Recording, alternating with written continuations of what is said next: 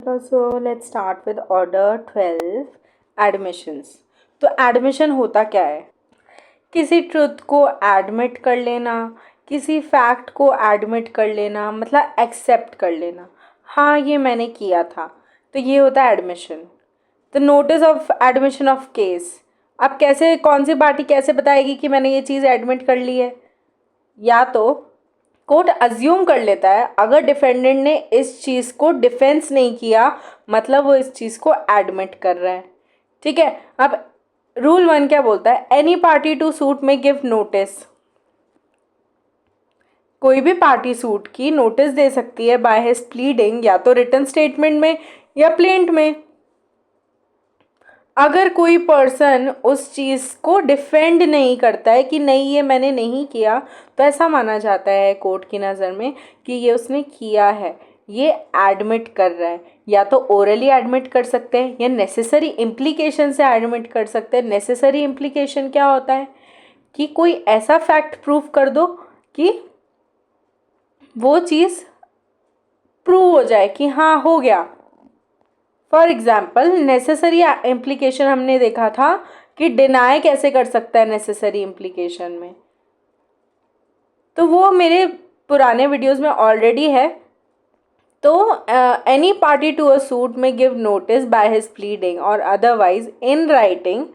उसे कैसे एडमिट कर सकता है? इन राइटिंग एडमिट कर सकता है that he admits the truth of whole या any part of the query, any part of the case of any other party. अब कोई बोल रहा है इसने मुझसे 5 लाख रुपए लिए थे, है ना?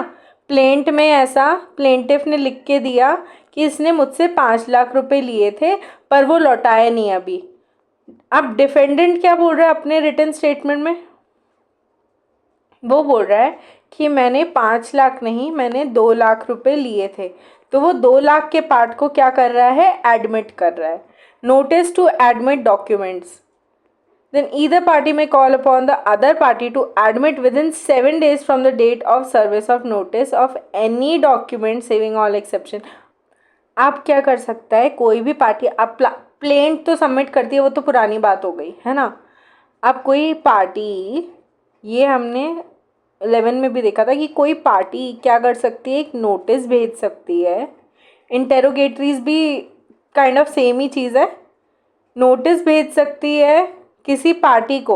अब नोटिस में कोई डॉक्यूमेंट हो सकता है और ये बोल के भेज सकती है कि तुमने ही साइन किए थे इस डॉक्यूमेंट में, तुम्हारे साइन है, एडमिट इट। तो उसे 7 दिन के अंदर अंदर नोटिस का आंसर देना पड़ेगा। इंटेरोगेटरी के केस में 10 दिन के अंदर अंदर, और इंटेरोगेटरी क्वेश्चंस होते हैं, बट इसमें वो एडमिट करवा रहा है, वो चीज़ को एडमिट करा रहा है। तो 7 दिन के अंदर अंदर उसे नोटिस का जवाब देना पड़ता है। बट अगर वो रिफ्यूज़ कर रहा है या निगलेक्ट कर रहा है एडमिट करने के लिए, तो क्या हो सकता है? तो कोर्ट को अगर ऐसा लगता है कि वो जानबूझ के कर रहा है कोर्ट का टाइम वेस्ट करने के लिए, तो cost of proving any document वो उस पर लगा सकता है कि इस चीज़ की, इसको प्रूव करने की जो कॉस्ट है ना, जो भी प्लेंटिव करेगा वो तुम खर्चोगे। तो document to be deem to be admitted and not denied after service of notice to admit document. अब देखो 2A वही बात कर रहे हैं नेसेसरी इम्प्लीकेशन की, यहाँ मैं एक्सप्लेन कर ही देती हूँ नेसेसरी इम्प्लीकेशन होता क्या है। तो every document which a party is called upon two admit, कोई ऐसा डॉक्यूमेंट जिसमें किसी पार्टी को बुलाया जा रहा है कि तुम एडमिट करो इस चीज़ को, तो क्या हो सकता है? अगर उसने, डिफेंडेंट ने एक तो एडमिट कर दिया कि हाँ ठीक है चलो ये मैं एडमिट कर रहा हूँ, तो फिर तो कोई बात ही नहीं है, फिर तो इशू ही नहीं बनेगा, है ना। उस चीज़ के फ्रेमिंग ऑफ इश्यूज में इशू ही नहीं बनेगा, वो तो प्रूव्ड हो जाएगा। बट अगर उसे डिनाई करना है उस चीज़ को, तो अगर उसने स्पेसिफिकली डिनाई नहीं किया, उसे स्पेसिफिकली डिनाई करना होगा। अगर मैं, प्लेंटिफ ने बोला कि मैंने इसे 5 लाख रुपए दिए थे, अगर वो बोल रहा है कि तूने मुझे 5 लाख रुपए दिए ही नहीं, मैंने तो लिए ही नहीं तुझसे 5 लाख रुपए, पर वो ये नहीं बोल रहा कि मैंने तुझसे 5 लाख नहीं 2 लाख लिए थे, तो कोर्ट क्या प्रिज्यूम कर सकता है? अगर उसने इनकम्प्लीट फैक्ट कोर्ट को बताया, तो फिर डिफेंडेंट लायबल होगा जो भी एक्शन कोर्ट लेगी। तो कोर्ट बिल्कुल डिफेंडेंट ऐसा नहीं कर सकता, अपने रिटन स्टेटमेंट में उसे एग्जैक्ट एक्यूरेट स्पेसिफिक फैक्ट लिखने पड़ते हैं, स्पेसिफिकली लिखना पड़ता है उसको कि मैंने तुझसे 5 लाख नहीं 2 लाख रुपए दिए लिए थे। अगर वो ऐसा लिख देता है, अगर कोई प्लेंटिव ऐसा बोल रहा है इसने मुझसे 50,000 का सामान भिजवाने का प्रॉमिस किया था, मैंने इसे 50,000 दिए पर इसने सामान डिलीवर नहीं करवाया, तो अगर मेरे पास उसका प्लेंट रिसीव हुआ और मैंने स्पेसिफिकली डिनाई नहीं किया, मैंने अगर सिर्फ इतना बोल दिया कि मेरे पास अवेलेबिलिटी नहीं थी सामान की, वॉर की वजह से मेरा रॉ मटेरियल रुक गया या कुछ हो गया, कोई भी रीज़न दे सकता है वो अपने डिफेंस में, पर उसने ये नहीं बताया कि उसने 50,000 वापस भी तो कर दिए ना, ये चीज़ डिफेंडेंट ने बताई, तो कोर्ट को कैसे पता चलेगा? कोर्ट कोई अंतर्यामी थोड़ी ना है। पर इसने अपने इसमें ये क्लेम किया हुआ है कि मैंने इसे 50,000 रुपये दिए हैं, तो डिफेंडेंट सिर्फ ये बोल रहा है कि मैं इसलिए सामान डिलीवर नहीं कर पाया, वॉर की वजह से ये है, मेरे पास रॉ मटेरियल नहीं आया, पर उसे ये भी लिखना पड़ेगा, पूरा स्पेसिफाई करने पड़ेगा कि मैंने तुम्हें 50,000 रुपये फिर वापस भी कर दिए थे आफ्टर 1 मंथ। तो स्पेसिफिकली या फिर बाय नेसेसरी इम्प्लीकेशन। अब नेसेसरी इम्प्लीकेशन क्या होता है कि अगर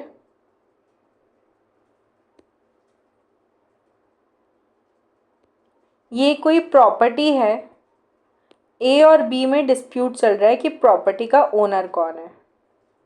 अब ए बोल रहा है कि ये प्रॉपर्टी का ओनर तो मैं हूँ, पापा ने विल के थ्रू मेरे नाम करी थी। बी बोल रहा है विल तो पापा तब लिखेंगे ना जब ये प्रॉपर्टी उनके नाम हो, प्रॉपर्टी तो मेरे नाम पर है, रजिस्ट्रेशन इसका मेरे नाम पर है, तो विल पापा बनाएंगे ही क्यों? तो उसने क्या किया, उसने ये नहीं बोला कि प्रॉपर्टी मेरे नाम पर है डायरेक्टली, उसने ये बोला कि विल की तो दूर की बात है, विल तो छोड़ो आप, क्या प्रॉपर्टी पापा के नाम पे है क्या? उसने ये चीज़ प्रूव कर दी कि प्रॉपर्टी पापा के नाम पे है ही नहीं, तो ट्रांसफ़र तो तुम्हारा दूर की बात है, विल तो दूर की बात है, उसने क्या बोल दिया, नाम पे ही नहीं है। तो ये हो गया नेसेसरी इम्प्लीकेशन कि आप कोई एक फैक्ट को ऐसा प्रूव कर देते हो जो आपके दूसरे फैक्ट को, जो फैक्ट इन इशू है उसको डिनाई कर सकता है, या बोल सकता है कि डिस्पोज ऑफ कर सकता है। उस फैक्ट को तुमने ही प्रूव कर दिया, एक फैक्ट को प्रूव करने से दूसरा फैक्ट अपने आप प्रूव हो रहा है। तो अगर डिफेंडेंट कोई फैक्ट डिनाई नहीं करता है स्पेसिफिकली या नेसेसरी इम्प्लीकेशन के थ्रू, या फिर ऐसा नहीं लिख देता है कि it is not admitted, it is not true, जब वो नोटिस का रिप्लाई दे रहा होता है तब ये सब मेंशन नहीं करता है, तो क्या माना जाएगा, वो एक्सेप्टेड एडमिटेड माना जाएगा, provided that the court in its discretion for the reasons to be required. अब कोर्ट ऐसे ही किसी डॉक्यूमेंट पे कि उसने तो एडमिट माना जाएगा, ये तो ऑर्डर 12 रूल 2 में लिखा है कि ये तो एडमिट माना जाएगा, तो कोर्ट ऐसा बिल्कुल ब्लाइंड फोल्ड लगा के एडमिट नहीं मान लेगा, ये उसकी डिस्क्रिशन है। अगर कोई बड़ा और बहुत ही इम्पोर्टेंट इशू है वो, तो ये बोल सकता है वो कि चलो आप प्रूव करो, पार्टी को बोल सकता है प्रूव करने के लिए, अगर वो एडमिट नहीं हुआ है स्पेसिफिकली तो where a party unreasonably neglects or refuses to admit a document after the service on him of the notice to admit the document, the court may direct him to pay cost to the other party by way of compensation। अगर कोई नखरे कर रहा है कि मतलब refuse कर रहा है, सीधी सी बात है कि कोई निगलेक्ट कर रहा है, उस चीज़ को ध्यान नहीं दे रहा है या स्किप कर रहा है बार बार या बातें घुमा रहा है, तो क्या उसको कॉम्पनसेशन देने के लिए कोर्ट बोल सकती है? बिल्कुल बोल सकती है। अब कोर्ट इस चीज़ को रिकॉर्ड कर सकता है पार्टी को बुला के, उसका एडमिशन एनी पार्टी में by notice in writing at any time not later than 9। अब नोटिस कोई भी पार्टी, अब जैसे हियरिंग है, 9 दिन बाद हियरिंग है, तो 9 दिन पहले, हियरिंग के 9 दिन पहले क्या कर सकता है, एक पार्टी दूसरे पार्टी को एटलीस्ट 9 दिन पहले एक नोटिस भेज सकता है हियरिंग के। अब वो 10 दिन पहले भेजे, 20 दिन पहले भेजे, वो उसका डिस्क्रिप्शन, पर एटलीस्ट 9 दिन पहले तो भेजना ही, मतलब हियरिंग और नोटिस के बीच में 9 दिन का गैप तो होना ही होना चाहिए। अब नोटिस भेजेगा कि ये फैक्ट को आप एडमिट कर रहे हो कि क्या कर रहे हो। अब वो पर्सन निग्लेक्ट कर रहा है, रिफ्यूज़ कर रहा है या कुछ बहाने मार रहा है, तो विद इन 6 डेज उसको रिप्लाई देना पड़ेगा, पर वो बहाने मार रहा है, तो क्या होगा, कोर्ट डायरेक्ट कर सकती है कि आप इतने बहानेबाजी कर रहे हो, अब इसकी कॉस्ट आप ही दो। इस फैक्ट को प्रूव जो ये करेगा ना, इसकी कॉस्ट आप दो। Then judgement of admission. Admission of fact have been made either in pleading या ओरली या राइटिंग। या तो एडमिट किया प्लीडिंग के थ्रू, प्लेंट या रिटर्न स्टेटमेंट या नोटिस वगैरह भेज के, या ओरली या राइटिंग करा, तो वो उस कोर्ट क्या कर सकती है, या तो खुद सुओ मोटो या किसी पार्टी की एप्लीकेशन पे क्या कर सकती है, उस चीज़ पे जजमेंट दे सकती है कि ये एडमिशन हो गया है, ये चीज़ आपकी तो रिजॉल्व हो गई है, ये इशू रिजॉल्व हो गया। चलो आगे बढ़ते हैं। अब एफिडेविट सफिशेंट एविडेंस है एडमिशन के टाइम पे ऑफ एडमिशन। अगर किसी पार्टी ने किसी पार्टी को नोटिस भेजा और उसने एफिडेविट पे विद सिग्नेचर करके आंसर दिया है, ठीक है, तो एफिडेविट पे आंसर देना होता है तो वो सच ही बोलना होता है उन्हें, नहीं तो उस पर पर्जरी का केस लग जाता है। तो उसने आंसर दिया है तो वो सफिशेंट एविडेंस के रूप में भी काम आएगा। Then notice to produce document shall be in form 12 in appendix C. अब नोटिस की कॉस्ट कौन बेयर करता है, जो पार्टी नोटिस दे रही है ऑब्वियसली।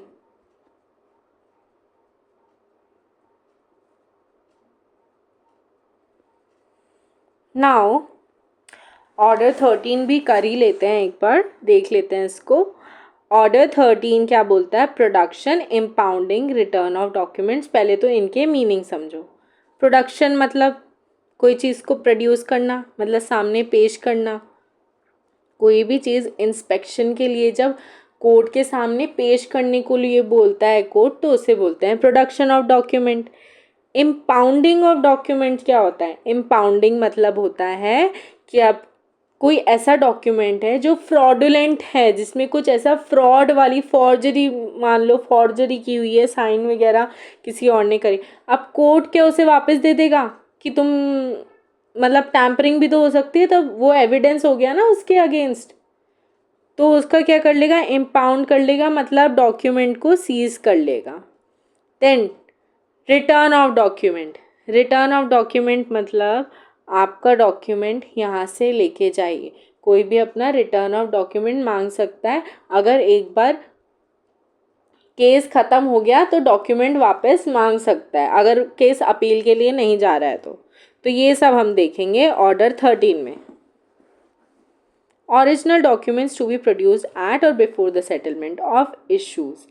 अब क्या डॉक्यूमेंट की कॉपीज सबमिट हो सकती हैं क्या, सेकेंडरी एविडेंस। एविडेंस एक्ट नहीं भी पढ़ा होगा तब भी ये कॉमन सेंस है कि सेकेंडरी एविडेंस है।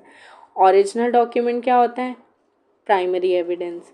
तो ओरिजिनल डॉक्यूमेंट ही कोर्ट पहले देखता है, अगर वो अवेलेबल है तो, अगर वो कोर्ट के सामने प्रोड्यूस हो सकता है तो पार्टी और द प्लीडर क्या करेंगे, प्रोड्यूस करेंगे जो भी है ओरिजिनल डॉक्यूमेंट्स उनके पास जिन पे वो रिलाई कर रहे हैं वो। Before the settlement of issues, all the documentary evidence in the original where the copies there have been filed along with the plaint, तो प्लेंट और रिटर्न स्टेटमेंट के साथ क्या सबमिट करना पड़ता है, ऑर्डर 7 और 8 में भी देखा था कि ओरिजिनल डॉक्यूमेंट साथ में अटैच करके सबमिट करना पड़ता है जिस पे प्लेंटिफ और डिफेंडेंट रिलाई कर रहा है उस पे। रूल 4 में हमने देखा था ना ये। तो आप अगर कहीं एडमिशन लेने जा रहे हो किसी यूनिवर्सिटीज़ में, किसी यूनिवर्सिटी में या कहीं भी आप एडमिशन लेने जाओगे, आप जॉब के लिए जाओगे, तो क्या वो आपको ऐसे ही दे देंगे क्या जॉब? आपके ओरिजिनल डॉक्यूमेंट्स तो देखेंगे ना कि एक्चुअली किया है कि नहीं किया है, वेरीफाई तो करेंगे ना। तो कोर्ट तो फिर बहुत ही बड़ी चीज़ हो गई। कोर्ट शैल receive document so produce, court receive करेगा ओरिजिनल डॉक्यूमेंट। अब ओरिजिनल डॉक्यूमेंट्स मतलब document produce for cross examination for the witness, या फिर विटनेस की मेमोरी रिफ्रेश करने के लिए, वो नहीं आता है इसमें। Rejection of irrelevant and inadmissible documents, अगर कोई डॉक्यूमेंट इररेलेवेंट है जो कि इशू से कहीं लेना देना ही नहीं है उसका, या फिर इनएडमिसिबल है, कोर्ट में नहीं लिया जा सकता, तो वो क्या हो सकता है? Recording the grounds of such rejection, court reject कर सकती है। अब ऑर्डर 6 पहले पढ़ो। तो इंडोर्समेंट की बात कर रहा है। इंडोर्समेंट और document rejected and inadmissible in evidence, कि ये मतलब एविडेंस की तरह लिया नहीं जा सकता। अगर कोर्ट ये बोल देता है तो where a document is relied on as evidence by either party, कि ये किसी पार्टी, कोई पार्टी इस डॉक्यूमेंट पे रिलाई कर रही थी एज एविडेंस, पर वो कोर्ट ने क्या बोल दिया, ये तो हम नहीं ले सकते, तो उस पर क्या कर देगा कोर्ट? क्या कर देगा? इंडोर्स कर देगा कि ये चीज़ रिजेक्ट हो चुकी है। अब 5 देख लेते हैं। Where a document admitted in evidence in the suit is an entry in letter book, shop book or any other account for use, party on whose account, one second, sorry ये books के ऊपर है, ये नहीं देखना अपन को, this is not very important, this is important 4 वाला। हाँ, तो प्रोविजन ऑफ नेक्स्ट फॉलोइंग सब rule, they shall be endorsed on every document which has been admitted in evidence in the suit following namely। क्या क्या लिखना होता है endorsement में? अब जो चीज़ एडमिट हो गई उस पर भी तो इंडोर्स करेंगे। अगर रिजेक्शन पे इंडोर्समेंट हो रहा है तो एडमिशन पे भी तो इंडोर्समेंट होगा। अब इस इंडोर्समेंट पे क्या लिखेगी court? number and title of the suit, name of the person producing the document, date on which it was produced, statement of it having been admitted, कि ये एडमिट किया गया है कि नहीं किया गया है, और ये क्या होगा? साइंड होगा, और या फिर साइन करेगा अपना पूरा जज, या फिर अपना सिर्फ इनिशियल लिख देगा। अगर किसी जज ने उसे एडमिट किया है तो where document so admitted in entry book, account, record or copy has been substituted for the original under the next following rule, the particular shall be endorse on copy and endorse can be signed. अगर कोई copy admit हो रही है, अब जैसे original document produce नहीं हो सकता तो उसका डुप्लीकेट डॉक्यूमेंट प्रोड्यूस हो रहा है, तो उस डॉक्यूमेंट के पीछे भी इंडोर्समेंट होगा, ये सारे पर्टिकुलर्स लिख के।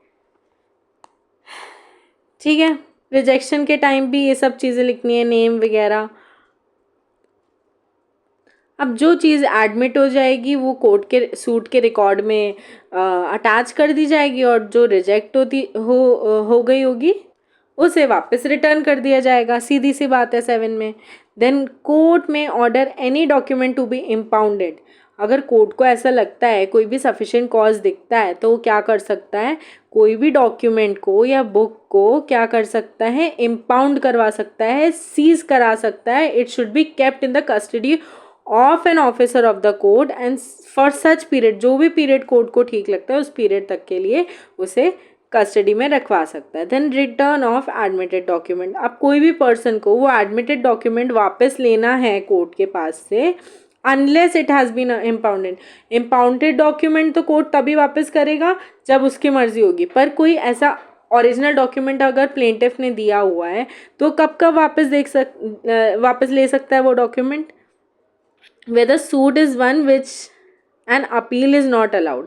अब सूट डिस्पोज ऑफ हो गया है पर उसकी अपील हो ही नहीं सकती, तो उसे वापस ले लो। अब कोर्ट भी रखे रखे क्या करेगी, whether suit is one in which appeal is allowed, अगर अपील अलाउड है बट टाइम निकल चुका है, मतलब लिमिटेशन एक्ट में जो टाइम दिया हुआ है ना वो निकल चुका है अपील करने का, तो अपील भी डिस्पोज ऑफ हो गई।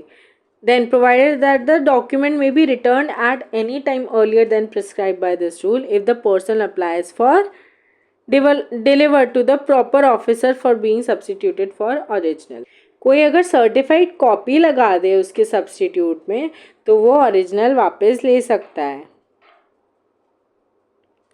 और वो अंडरटेक करेगा कि जब आपको ओरिजिनल रिक्वायर्ड होंगे तब मैं लाके प्रोड्यूस करूँगा ये आपके सामने। अब कोई डॉक्यूमेंट अगर रिटर्न हो रहा है तो वो एक रिसिप्ट देगा कि हाँ ये मैंने रिसीव कर लिया है। क्यों, बाकी कल को आके बोले कोर्ट में आपने तो मुझे डॉक्यूमेंट दिया ही नहीं, तो फिर कोर्ट के पास क्या होगा, वो रिसिप्ट ही तो एविडेंस होगी। अब 11 देख लेते हैं कि ये मटेरियल ऑब्जेक्ट्स पे भी जो भी डॉक्यूमेंट्स पे अप्लाई हो रहा है इस ऑर्डर में, ये सेक्शंस वो मटेरियल ऑब्जेक्ट्स में भी अप्लाई होगा। हाँ, so this is it for today. We'll meet with the next order in the next class.